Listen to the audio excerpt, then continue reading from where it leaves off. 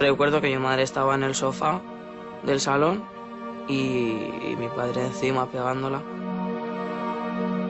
Yo con 13 años no tenía padre. No había ningún tipo de sentimiento hacia él ya, no más que el miedo. Yo llevo con miedo Si hemos nacido toda con la miedo, vida. claro. Entonces es un miedo que no se te quita. Él empezó a ser agresivo con el niño, le molestaba cuando el niño lloraba y por la noche, sobre todo, cuando él había bebido, si no le dejaba dormir, le pegaba. Era eso, constantemente peleas, muchas peleas. Cada vez que mi madre quería decir algo, se convertía en una pelea. Es como siempre se ha visto la figura de la muñeca rota, pero es que los niños también son muñecos rotos. Yo, mi padre tenía mucho miedo, yo tenía miedo, a veces lloraba o yo me enfadaba y me decía o te callas o te voy a dar un golpe. Decía, y entonces yo me callaba de miedo. Es que los hijos estamos ahí y somos unas víctimas más. Lo quieran ver o no lo quieran ver así.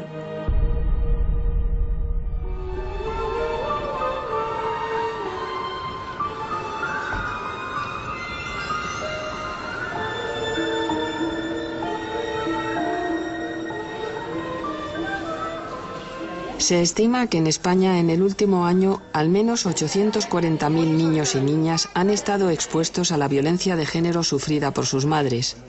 Suponen más del 10% de los menores residentes en nuestro país, pero estas cifras son cálculos aproximativos porque ni en las estadísticas ni en los informes sobre violencia de género aparecen los menores, son las víctimas invisibles. El 70% de las mujeres que sufre violencia machista tiene una media de 2 hijos y los estudios confirman que antes o después esos menores sufren directamente situaciones de violencia física o psicológica. Convivir con el miedo es una situación límite que tiene un alto precio para un niño o una niña cuya personalidad está en pleno desarrollo. Mamá, solo quiero ser un niño. No quiero tener miedo en casa. Dormir tranquila, sin escuchar gritos ni golpes. Cateo porque no puedo estudiar. Los expertos aseguran que cuando una mujer sufre violencia de género y es madre, en su casa hay más de una víctima y que son precisamente los hijos de esa mujer los que viven en una mayor indefensión. Los menores no pueden escapar de la violencia, no pueden pedir ayuda, no pueden rebelarse, no pueden enfrentarse al violento. Solo pueden esperar a que lo hagan sus madres, que en muchas ocasiones no están en condiciones de reaccionar y tomar las riendas de su vida.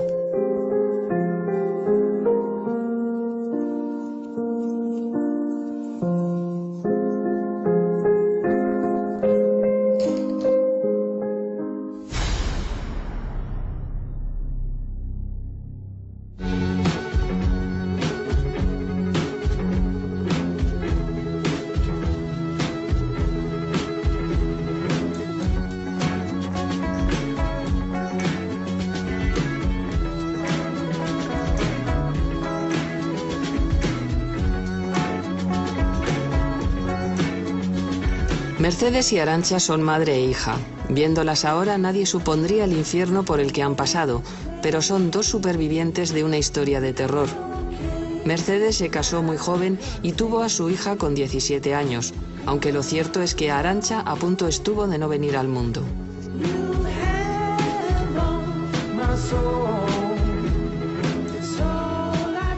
La primera situación más violenta fue en la luna de miel. Estaba embarazada de Arantxa y me pegó una paliza. Tuvimos que volver de la luna de miel porque tuve una amenaza de aborto. Y así constantemente, luego ya fue un ir y venir. Durante 16 años sufrió el maltrato físico y psicológico de su marido, un maltrato que luego se hizo extensivo a Arantxa y a los 2 hijos que el matrimonio tuvo después. Claro que le quería, era mi padre, pero llegó un momento que ya no era querer, era miedo. A mí solo me quería para utilizarme en contra de mi madre, Yo sentimiento de querer no recuerdo. Yo con 13 años no tenía padre. No había ningún tipo de sentimiento hacia él ya, nada más que el miedo. Al principio él como que lo basaba todo en la violencia física, pero luego poco a poco dejó de ejercer esa violencia física y era más psicológica. Y al final lo que no te das cuenta es que se está quedando con tu autoestima y la autoestima de tus hijos, que es que se la está quitando a ellos también. Pero como tú estás tan encerrada en esa situación, no lo percibes de esa manera. Te piensas que ellos no tienen tanto daño. Esa figura paterna con él no ha existido jamás. Y a lo mejor ya el daño que me pudiera provocar a mí me daba un poco igual, pero el que hiciera a mi madre y a mis hermanos fue lo que me hizo dejar de hablarle. No sé, a lo mejor protegerles a ellos en mi pequeña manera, porque no podía hacer otra cosa. Arantxa la machacaba mucho con que no era su hija. Era constante, cada 2 por 3 la estaba diciendo: tú no eres hija mía, tú eres hija de otra persona.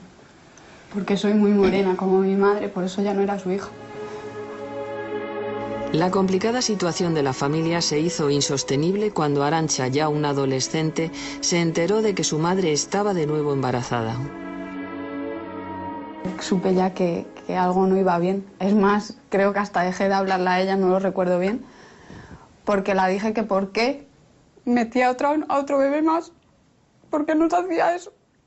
Que la culpa sé que no era suya, pero que por qué tenía que aguantar otra persona más lo que nosotros aguantábamos. Y ya cuando vi que embarazadísima la agarraba de los pelos y la bajaba hasta el suelo, dije: yo con esta persona no quiero estar. Y fue cuando dejé de hablarla, cuando tenía 13 años.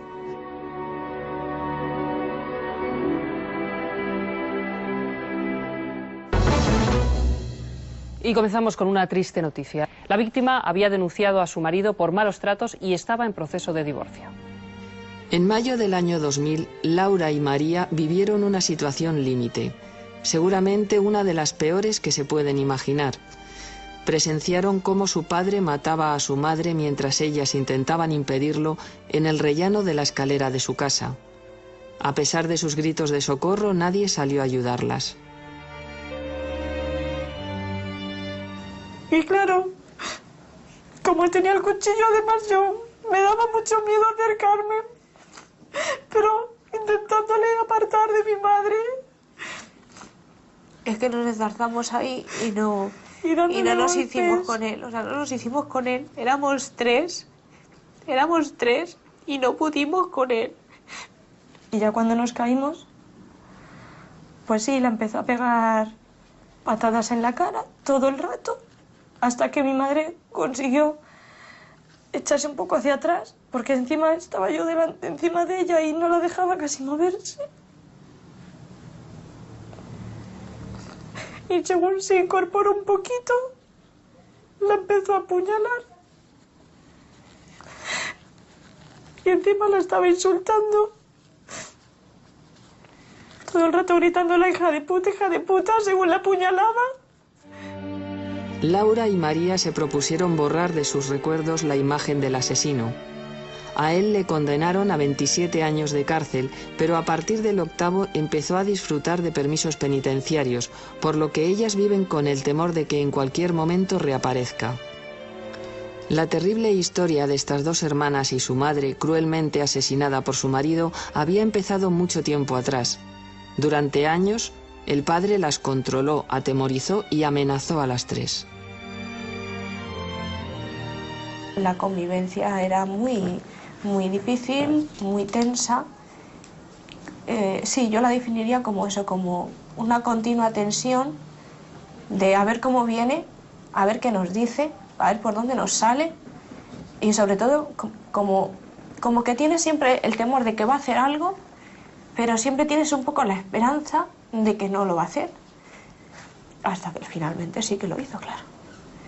Es que no hay nada que a un maltratador le valga. Cuando quiere tener una pelea, la va a tener.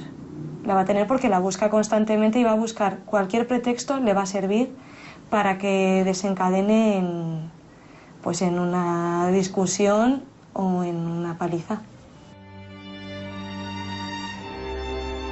La violencia que ejercía con nosotras era sobre todo psicológica, porque tú ya le conoces y vas viendo hasta qué punto puedes llegar. Entonces no te vas a exponer a superar ese límite.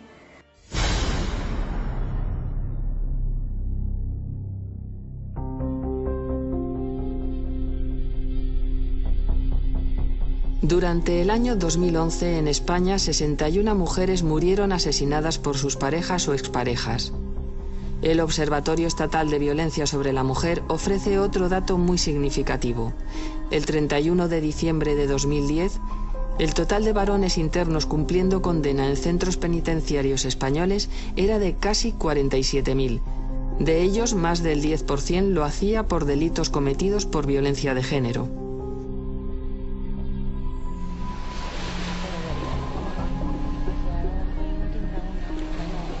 Seis años y medio estuvo en la cárcel el exmarido de Isabel. Durante 18 años, esta mujer sufrió una situación de extrema violencia que afectó también a sus dos hijas y que acabó con la huida precipitada de las tres. Hasta ese momento las agresiones habían sido muy frecuentes y muy violentas. La más importante en una ocasión en que, después de pegarme una paliza en la que quedé semi-inconsciente, se llevó a mis hijas, que en aquel entonces tenían 8 y 2 años, estaban durmiendo, se las llevó en pijama, se llevó un cuchillo de desbrozar bosque y me dijo que se iban a matar los tres. La policía consiguió interceptarlo y rescatar a las niñas. Laia, la mayor, ya ha cumplido 18 años y tiene un recuerdo difuso del incidente que pudo costarles la vida a ella y a su hermana. Yo recuerdo esa noche de estar en el coche, ver a 2 policías, y me acuerdo también de cuando nos fuimos en el coche, acordarme del viaje, de estar yo con mi madre en el coche y ella diciéndome que nos íbamos y que eso se acababa. Pero hay un recuerdo que se mantiene nítido en su memoria a pesar de los años transcurridos. Es un sentimiento todavía hoy muy presente en su vida. Yo hacia mi padre tenía muchísimo miedo. Muchísimo, porque yo veía que algo pasaba, pero yo pensaba que era algo normal. O sea, yo no decía nada porque yo pensaba que era algo totalmente normal lo que pasaba en mi casa. Nunca he ido tranquila por la calle, nunca.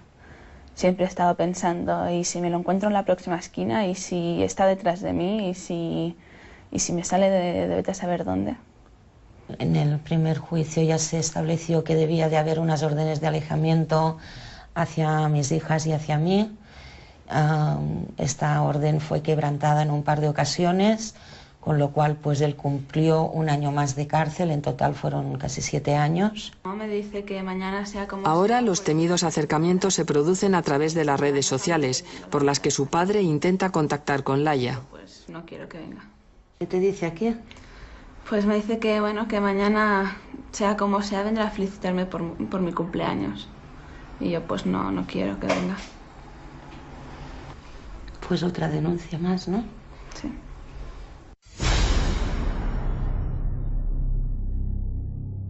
La exposición a la violencia de género ejercida sobre sus madres es un claro tipo de maltrato contra los menores.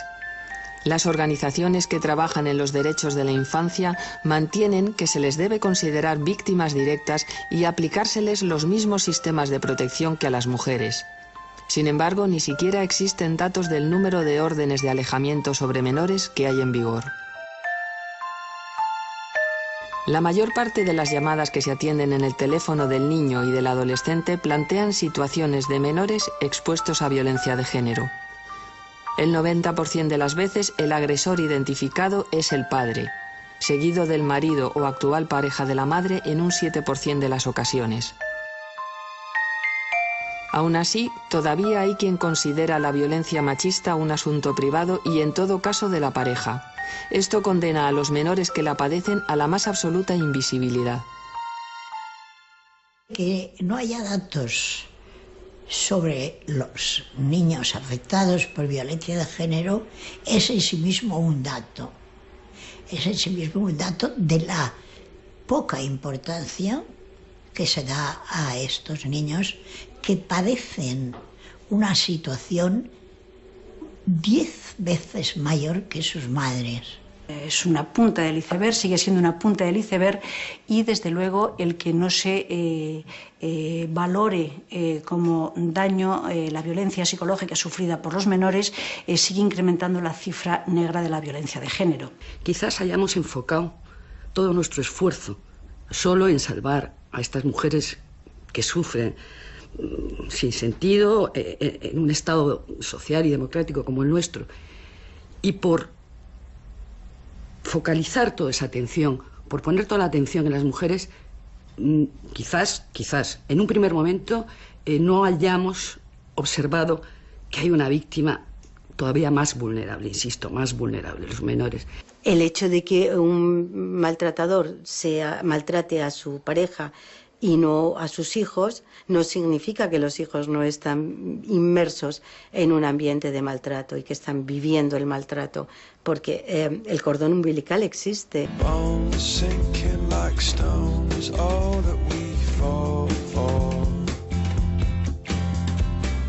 Naima tiene 20 años y estudia técnico en emergencias sanitarias. Con solo 6 años presenció cómo su padrastro agredía salvajemente y violaba a su madre. Poco antes la mujer le había anunciado que se quería separar.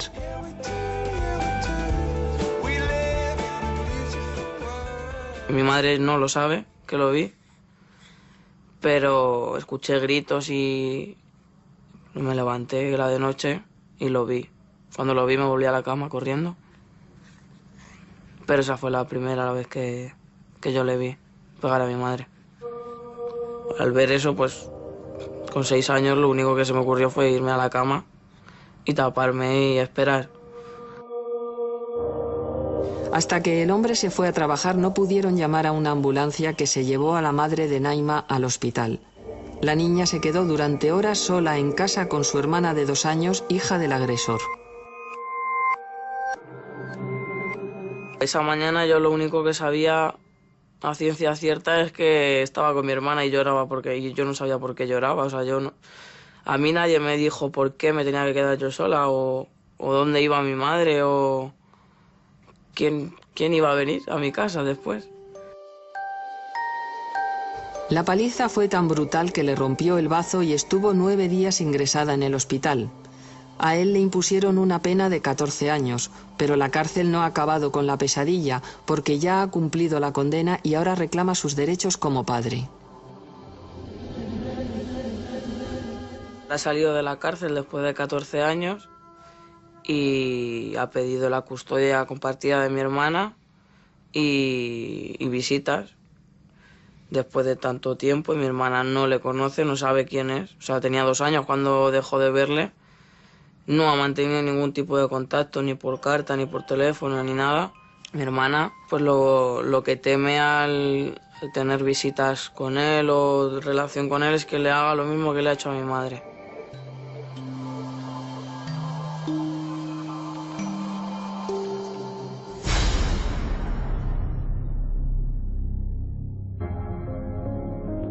Los juzgados de violencia sobre la mujer son los que determinan las medidas civiles relacionadas con la guarda y custodia, que asigna a quien se hará cargo del cuidado y asistencia diaria de los menores, así como del régimen de visitas de los hijos con el otro progenitor. Se trata de un tema controvertido en el que hay opiniones y sensibilidades muy diferentes.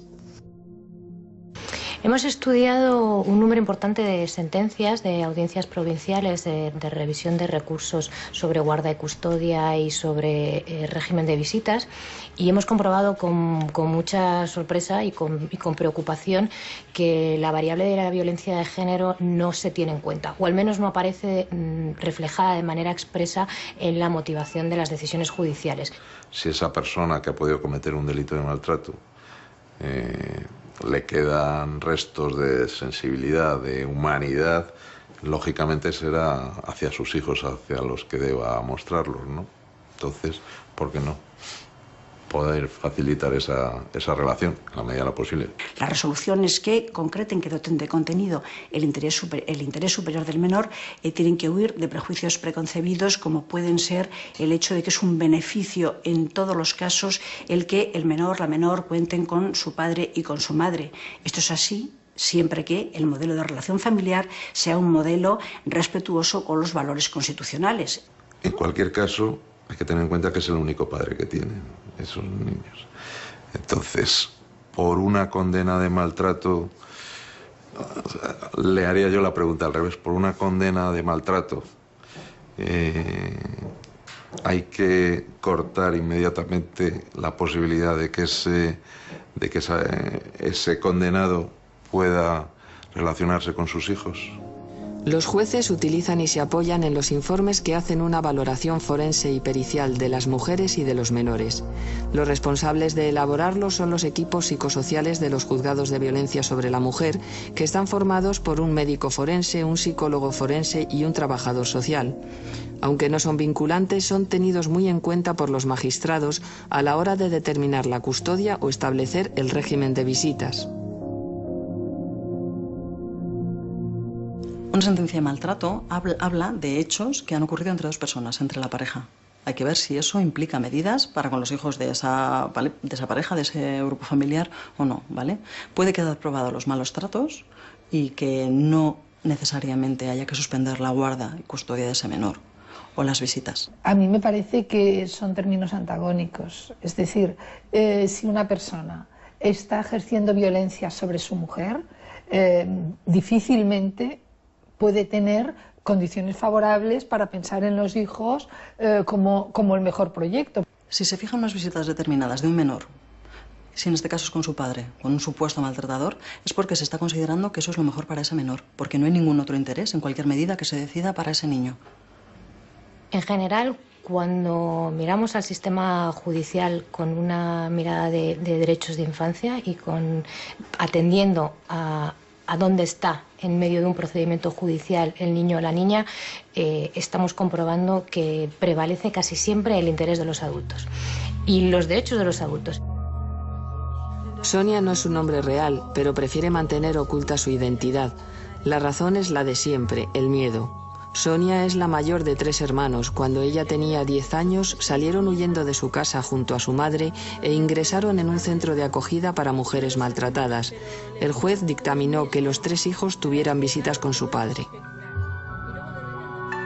Un niño nunca tendría que pasar por esto, porque ya está de sobra demostrado, porque se lo ha visto, que se lo ha hecho a una persona que es tu madre, que la ha maltratado. Entonces ya está demostrado que esa persona no es buena. ¿Por qué tenemos que demostrar también que es mala para los niños cuando se va a ver?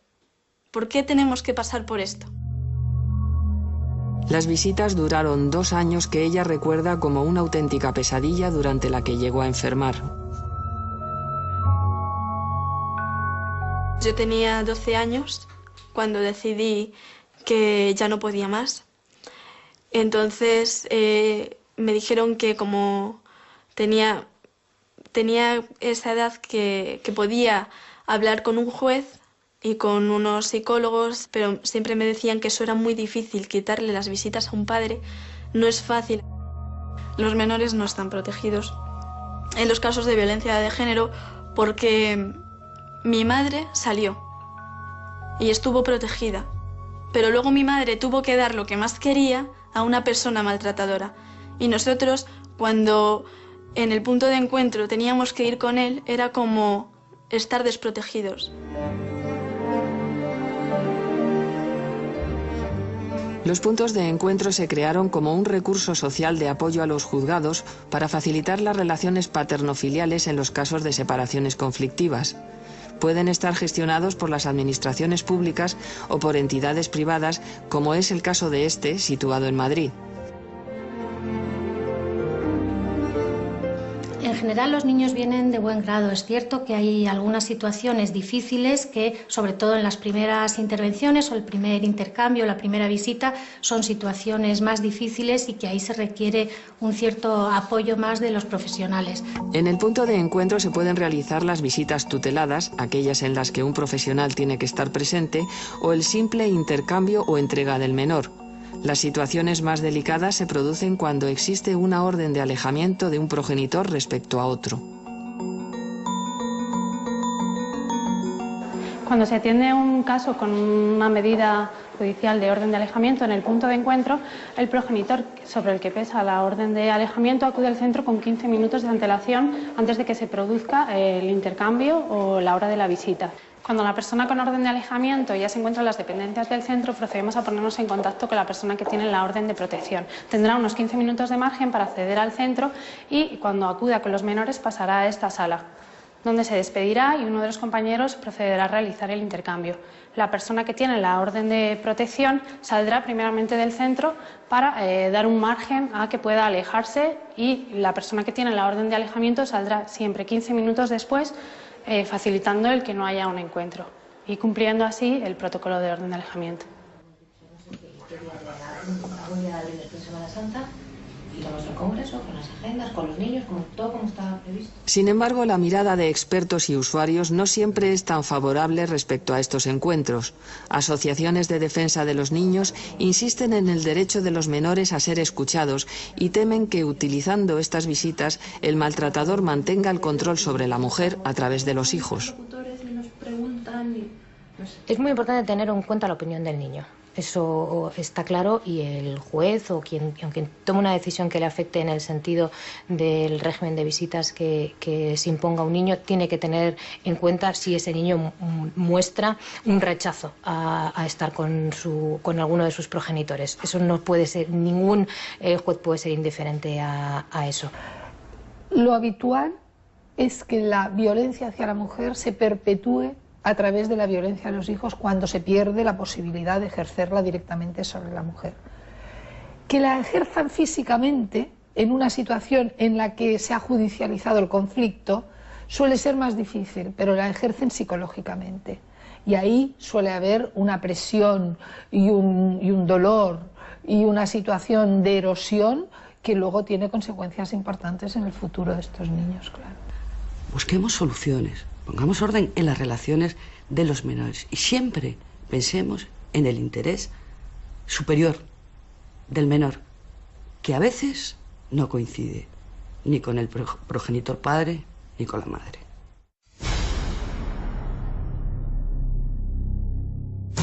Un hombre ha matado esta madrugada a su mujer y a su hijo de 16 años y luego se ha suicidado. La pareja se estaba separando.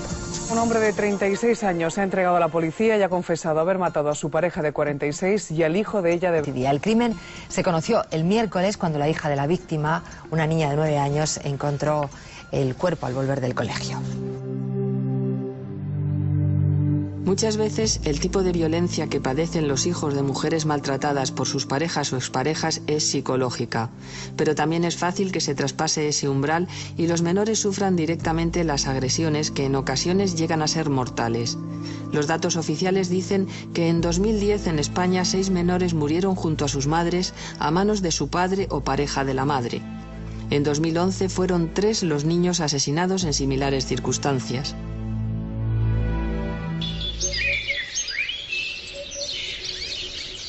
En el Hospital Niño Jesús de Madrid funciona desde el año 2005 una comisión clínica de violencia destinada a la formación de profesionales y sobre todo a la detección del maltrato físico infantil.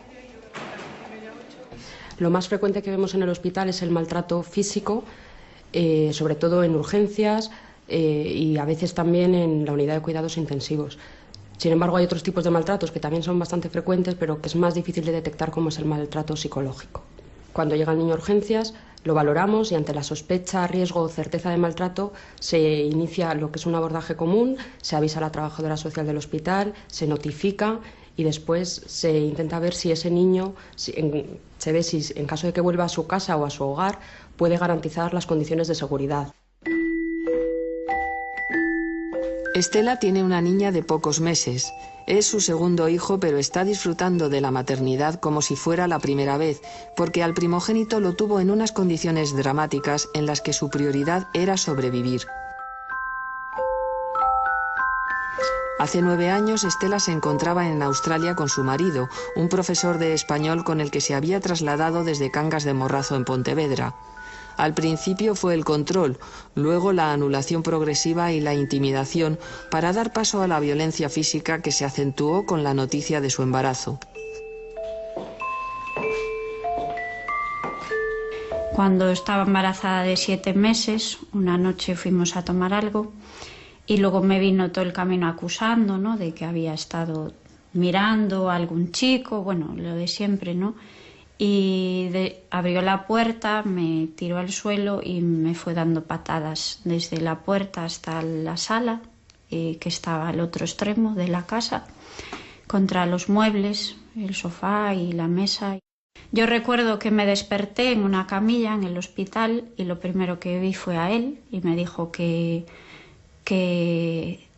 por mi culpa iba a matar a nuestro hijo, o sea, todo lo contrario a lo que había sido. Me llevó para casa y al llegar casi a casa me empujó del coche, me dejó en la acera tirada. Pero fue al nacer su hijo cuando Estela comprobó que su vida había tocado fondo y que ya no era ella la única víctima. Durante 1 año y medio el pequeño también fue objeto de las iras de su padre. Empezó a portarse mal con el niño. Yo hasta ese momento no veía tanto el daño que me estaba haciendo, pero cuando lo vi en tercera persona fue como ver una película. Entonces me di cuenta realmente de que nuestras vidas, la mía y la de mi hijo, corrían peligro y que era muy malo, o sea, que era una mala persona, que era como tener al enemigo en casa. Si no le dejaba dormir, le pegaba. Le daba azotes por todo el cuerpo hasta que le dejaba el cuerpo rojo. Yo la primera vez que sucedió eso me di cuenta de que tenía que acabar esa situación porque lo veía a un niño indefenso y que no se merecía eso. Alguna vez que yo le decía algo, ¿no?, pues no me parece bien esto o tal, entonces él cogía al niño muy fuerte y me amenazaba, ¿no?, con quitármelo. Entonces, si yo seguía hablando, él apretaba todavía más al niño. Entonces, como yo no quería que le hiciera daño, me callaba. Con la ayuda de una amiga, Estela y su hijo salieron huyendo de Australia. Volvieron a España e ingresaron en un centro de acogida. Hoy el niño tiene 8 años y es feliz. Salió lo suficientemente pronto como para no tener recuerdos de la situación de violencia en la que vivió los primeros meses de su vida.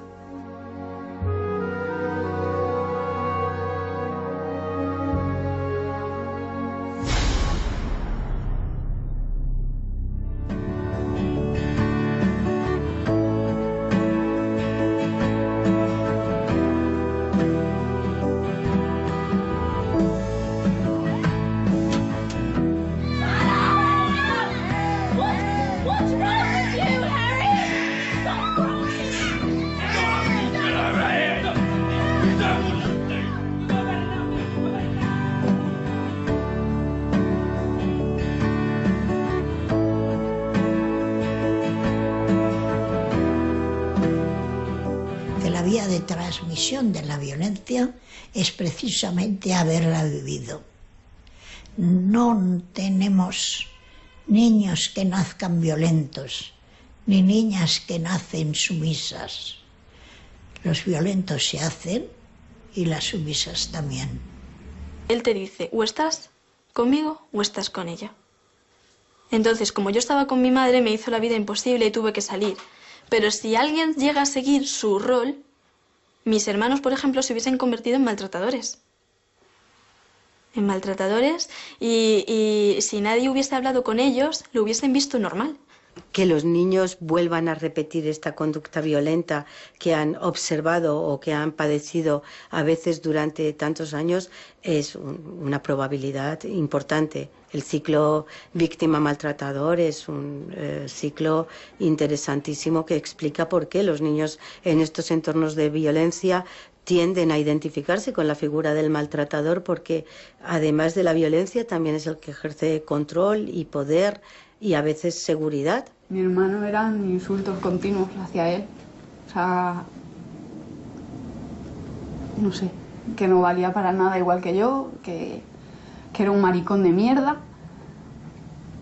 que para lo único que iba a valer en su vida era para estar debajo de las faldas de su madre, y eso no es verdad. Porque creo que también vale muchísimo. Es más, le llegó a pedir a mi madre que si alguna vez se comportaba como mi padre, que le ayudáramos. Además del riesgo de repetir comportamientos, los menores expuestos a violencia machista presentan diversos problemas físicos y trastornos psicológicos. Los más pequeños sufren regresiones y su desarrollo se ralentiza.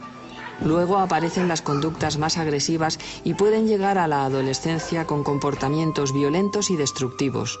Es frecuente que en el colegio participen en casos de bullying, como acosadores o como acosados.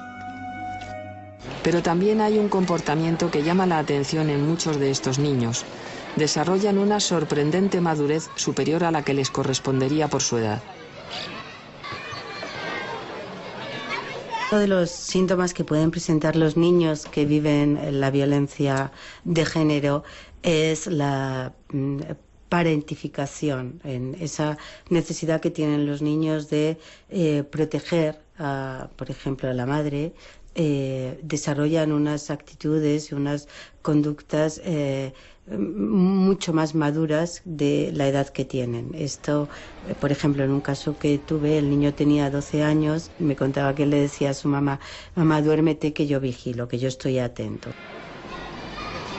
Lo más importante de entender es que la violencia es un acto de abuso de poder y de restar la libertad a otra persona. Esto llevado a un niño y a una niña supone que estás limitando cuestiones básicas de su desarrollo como persona y sobre todo les estás privando de recibir unos buenos tratos que necesitan desde el punto de vista humano por parte de sus progenitores como figuras de seguridad. La hija de Mercedes era solo un bebé cuando vivía con su padre, pero ya tenía unas reacciones preocupantes. Y no hacía más que llorar, lloraba y lloraba y lloraba.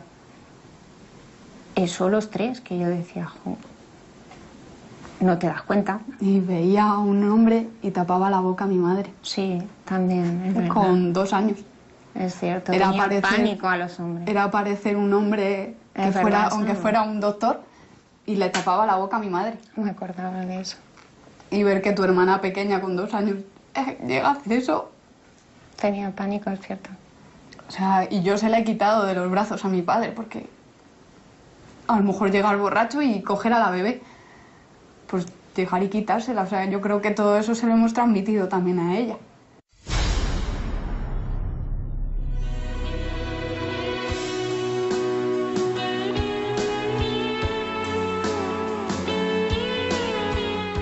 Inevitablemente, el destino de los menores de edad expuestos a violencia de género está vinculado al de sus madres. Si tienen suerte de que las mujeres cuenten con la fuerza y los apoyos necesarios para huir, ellos tendrán que enfrentarse al trance de dejar su casa, su colegio y sus amigos para alejarse del violento. Pero si no es así, seguirán condenados a vivir en el terror. Tras un nuevo episodio de violencia en el que tuvo que intervenir la policía, Mercedes y sus 3 hijos huyeron de su casa sin volver la vista atrás e ingresaron en un centro de acogida para mujeres maltratadas. Fue muy duro. Salir de casa fue muy duro porque tienes que dejar a toda tu familia, a todos tus amigos, no decir dónde estás y sentirte culpable tú de algo que tú no has hecho. Y sin embargo ese sentimiento de culpa me ha durado muchos años. Y salir sin nada, porque salimos con la ropa puesta, como si fuéramos meros ladrones o... no sé. Es una sensación muy dura. Muy dolorosa. Es que ni siquiera los biberones del bebé. Los niños cuando llegan al centro suelen reproducir la conducta y el comportamiento que observan en sus madres. Si una madre llega con actitud de seguridad, de tranquilidad, con la expectativa de un cambio, eso enseguida se le nota a los niños. Si ellas vienen nerviosas y con ansiedad, los niños y las niñas lo suelen manifestar. Aun con todo y con eso, normalmente son los que primero se adaptan porque perciben que hacen un traslado de un entorno de riesgo a un entorno de seguridad, y eso es lo más importante para ellos. Después de varios intentos, hace 11 años que Isabel y sus 2 hijas también salieron de su casa y empezaron una nueva vida a muchos kilómetros de distancia en un centro de acogida. Las evidencias fueron tan rotundas que el juez le retiró al padre la patria potestad de las 2 hijas. La patria potestad es el conjunto de deberes y derechos de los padres en relación a los hijos. Se ejerce por ambos progenitores y solo en casos extremos se le retira a uno de ellos. Es independiente de la guarda y custodia, que se refiere al cuidado diario de los menores. Pues la suerte de mis hijas ha sido que no han tenido visitas obligatorias con el maltratador, porque esto es un maltrato que sigue a los niños después de la separación. O sea, cualquier padre maltratador no es un padre, es el peor referente para ellos, y además ellos lo recuerdan perfectamente. No entiendo cómo ningún juez puede obligar a hijos de maltratadores a ir a unas visitas, aunque sea bajo vigilancia. Y más por eso, porque un padre que tiene que ser vigilado no puede ser un padre, no puede ser un referente. En el centro lo que hacíamos sí que jugábamos, pero a veces sí que nos daba por sentarnos y contarnos las historias de cada uno, y era como si hiciésemos terapia nosotros solos. Porque, bueno, uno te contaba lo que le había pasado a él, la otra también te contaba, pues a mí me ha pasado esto, y entre nosotros hablábamos y era una forma de apoyarnos entre nosotros. Pero la historia no ha terminado y el miedo continúa, porque además de saltarse las órdenes de alejamiento a través de las redes sociales, el exmarido de Isabel sabe dónde viven. Yo la última vez fue el año pasado, todavía estaba en vigor la orden de alejamiento que ahora ya no tenemos. Bajaba yo con mis muletas porque tenía una lesión y me lo encontré en la puerta de la calle. Yo quiero pensar de que podría hacer algo, de que podría llamar o lo que fuese, pero yo sé que me quedaría paralizada. Me quedaría paralizada del miedo y no sabría cómo actuar. Cuando la madre de Naima pudo salir del hospital después de la tremenda paliza que le dio su marido, volvió precipitadamente a su casa para recoger algunas cosas, las imprescindibles, y junto a sus 2 hijas también huyó. Cogimos 4 o 5 cosas, 4 trapos, 2 muñecos, y nos fuimos corriendo al centro. Sin mirar atrás, eso nos dejamos un montón de cosas, perdimos todo. Yo pues perdí muchísimas cosas allí. Y te vas de sopetón de un día para otro, luego el cambio de llegar al centro, no conocer a nadie. Hasta ahora que ha salido de la cárcel hemos tenido una vida tranquila, pero ahora que ha salido de la cárcel y ha dado señales de vida pidiendo custodia y visitas y esto, pues la situación se pone un poco tensa, empiezas a tener un poco de miedo, a mirar a tus espaldas. Mi hermana ahora está nerviosa, intranquila, o sea, no quiere saber nada de su padre, tiene miedo a encontrársele por ahí, se monta sus paranoias en la cabeza y está muy intranquila. Y también está nerviosa porque tendrán el juicio de a ver si le dan la custodia o no le dan la custodia. Y tampoco de momento a ella nadie le ha preguntado si quiere ver a su padre o no quiere verle, o si quiere saber algo de él o no saber nada.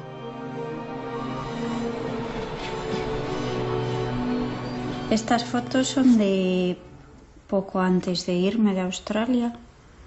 Se me ve súper triste.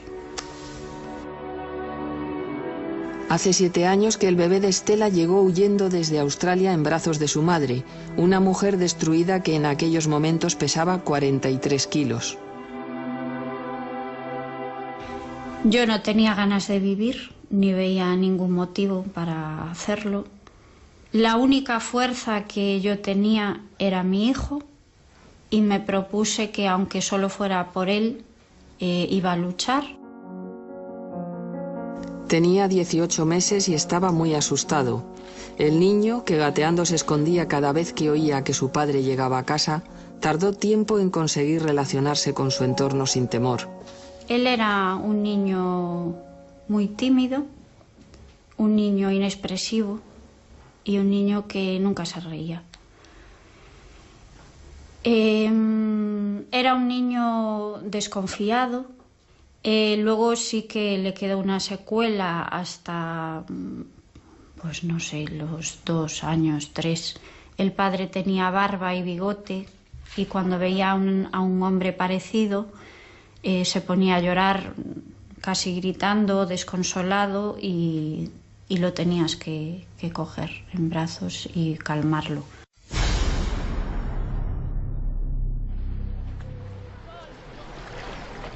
El exmarido de Estela ha muerto y ella ha vuelto a Vigo y ha rehecho su vida.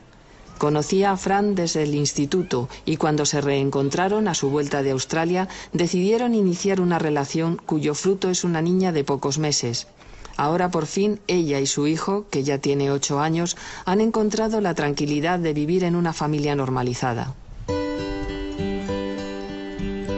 Al principio resultó un poco difícil tanto para el niño como para mí, pero a día de hoy puedo decir que estoy muy contento y siento que es mi hijo.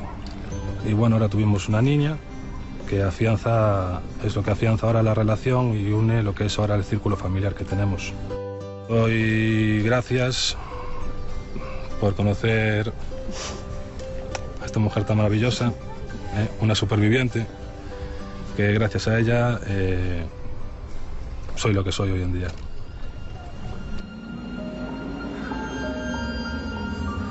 El miedo es lo que más tiempo permanece.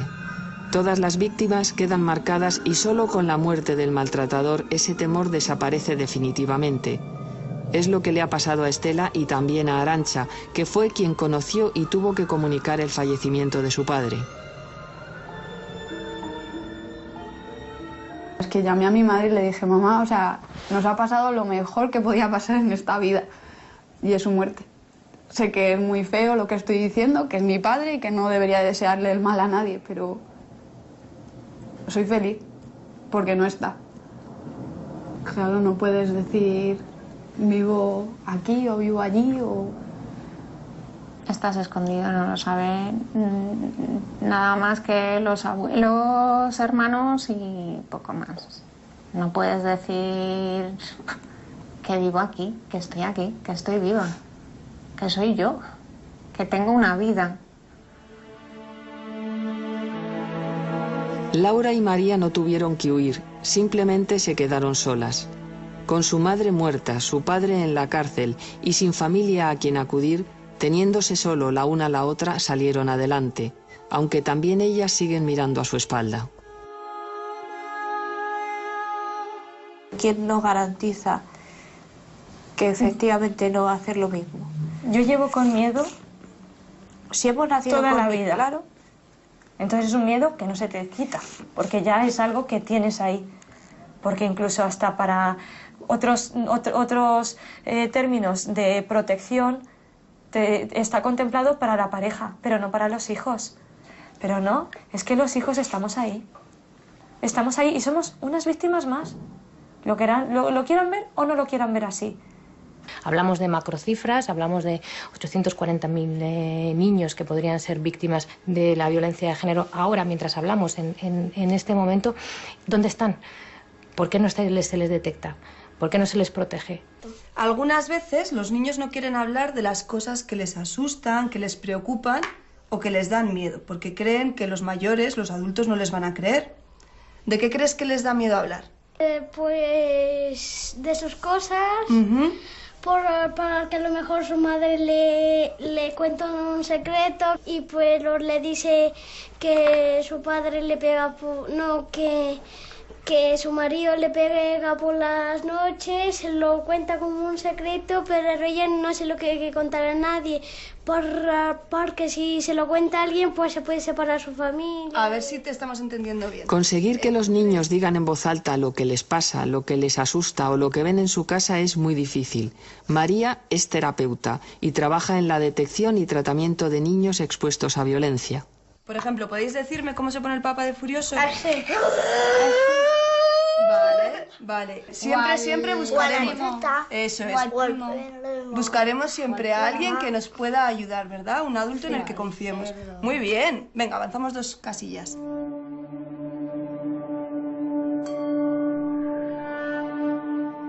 Otra forma en que los pequeños, incapaces de verbalizar su situación, suelen expresar el miedo, la rabia y la inseguridad en la que viven es a través de los dibujos, un sistema muy eficaz para detectar una realidad oculta.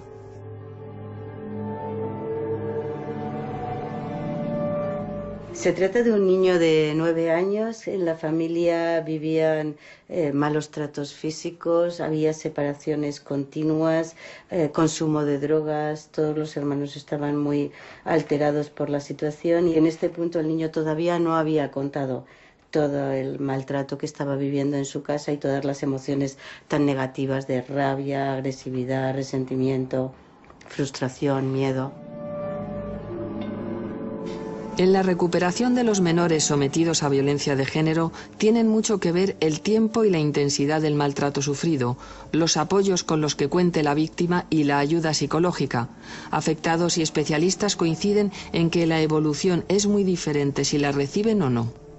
La terapia es muy importante. De hecho, cuando un niño recibe terapia porque se ha parado la situación de la violencia, hay una parte de la familia que desea su recuperación, tenemos un vínculo con el que podemos apoyarnos, la terapia es mágica.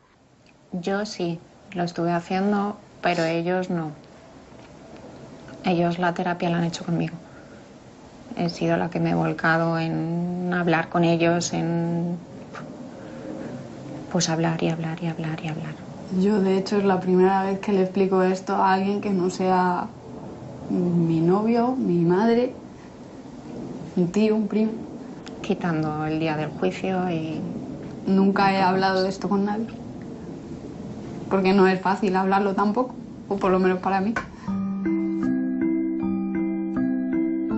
Igual que se reclaman estadísticas y datos concretos del número de menores expuestos a violencia machista en nuestro país, también se considera imprescindible un apoyo terapéutico específico similar al que reciben sus madres para todos estos niños y niñas.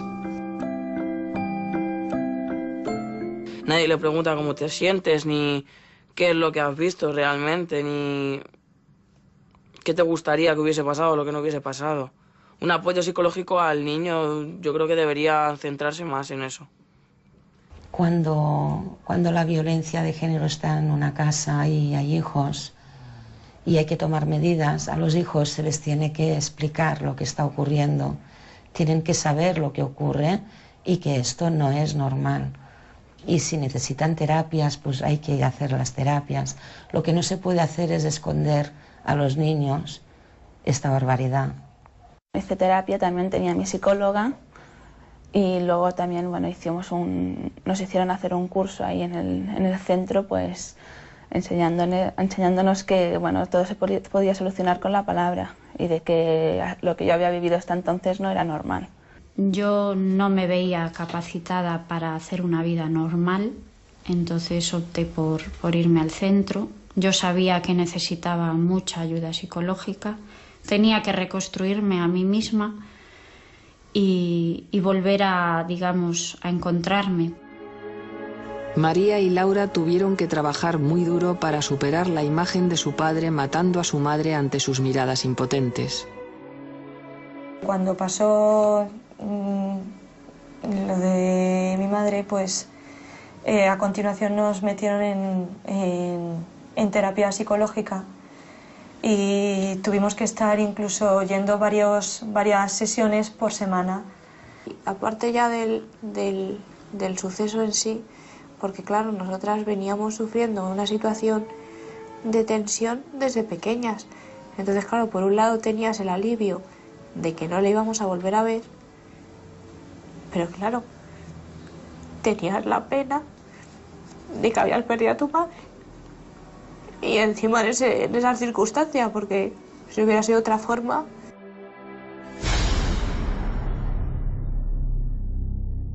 Hoy vas a descubrir que el mundo es solo para ti, que nadie puede hacerte daño, nadie puede hacerte daño. Hoy vas a conquistar el cielo sin mirar lo alto que queda del suelo. Pasados los años, algunas todavía con miedo a la posible reaparición del violento y otras con una nueva vida recién estrenada, todas estas víctimas han salido de su infierno particular. Saben que ya nadie les va a intimidar con un golpe o con una mirada, pero el duro camino recorrido les ha dejado cicatrices en el alma y en la piel. Sí me he hecho a lo mejor una coraza a la hora de que no me hagan daño, que no he aguantado la más mínima discusión y ya me he puesto loca diciendo que no me tenían que hablar así. Sí, será un poco culpa de lo que he vivido, pero también he aprendido mucho a controlarme, a relajarme, a no todo el mundo tiene por qué hacerme daño a mí. Yo lo que creo que me ha afectado es que me aparto bastante de la gente, es decir, me cuesta establecer lazos por miedo a que luego me pase algo así. Es decir, que idealice una persona y luego me dé cuenta de que no, de que realmente no es de esta manera, entonces me cuesta bastante tener relaciones con la gente. Yo soy muy borde, muy seca, muy seria, muy desconfiada, no me fío de la gente. O sea, no me fío de la gente hasta que no me demuestran lo contrario. Y como me defrauden, no vuelvo a confiar en esa persona.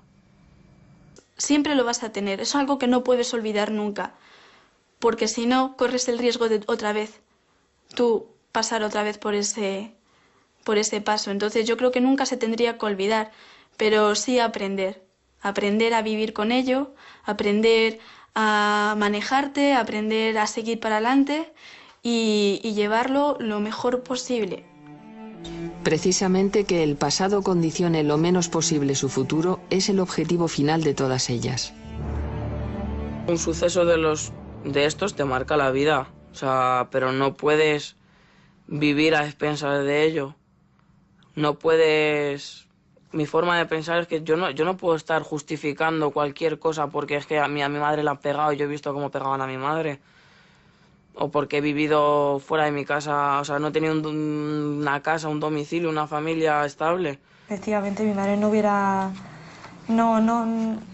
consentido el que hubiéramos acabado hundidas, porque ella no se lo merece y es eso, nos ha preparado muy bien y no se lo...